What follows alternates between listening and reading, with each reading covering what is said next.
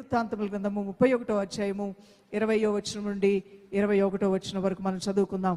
హిజ్కియా యూదా దేశమందంతా ఇలాగున జరిగించి తన దేవుడైన యెహోవా దృష్టికి అనుకూలముగాను యథార్థముగాను నమ్మకముగాను పని చేయుచూ వచ్చును. తను సేవించే దేవుని దృష్టికి అనుకూలమైంది ఏంటో తెలుసుకున్నాడు, యథార్థమైంది ఏంటో తెలుసుకున్నాడు, నమ్మకంగా పనిచేస్తూ వచ్చాడు. అందువలన నమ్మకమైన వానికి అధికమైన మేలు కలుగుతుంది. మీరు ఎవరి దగ్గరైనా యజమానుల దగ్గర పనిచేస్తున్నారా? వారికి నమ్మకంగా ఉంటే నమ్మకమైన వానికి అధికమైన మేలు నీ దేవుడు నీకు ఇస్తానంటున్నాడు. అలానే దేవునికి నమ్మకంగా ఉండాలి, యజమానులకు నమ్మకంగా ఉండాలి. మీరు ఏ సేవకుల దగ్గర పనిచేస్తున్న వారికి నమ్మకంగా ఉండాలి. భార్యాభర్తలు ఒకరికొకరు నమ్మకంగా ఉండాలి, నమ్మక ద్రోహం చేయకూడదు. యవన కాలం మంది వివాహం చేసుకున్న భార్యను విడనాడి అపనమ్మకంగా ఉంటే అది దేవునికి దృష్టికి ద్రోహము, అది కీడు అంటున్నాడు. అపనమ్మకం అనే దేవుడు సహించడు. హిజ్కియా అనే ఈ రాజు తన దేవుని దృష్టికి అనుకూలమైంది ఏంటో యథార్థమైంది ఏంటో నమ్మకముగా పని చేయుచూ వచ్చెను.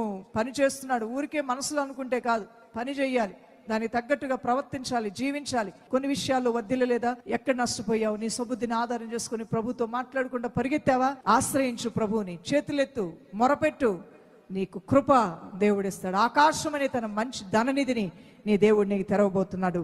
ఆయన్ని ఆశ్రయించి నీ ప్రయత్నం నువ్వు చేస్తూ ముందుకు వెళ్తే ప్రతి విషయంలో నువ్వు వర్ధిల్లుతావు. నీ దేవుని హస్తం నీకు తోడుగా ఉంటుంది.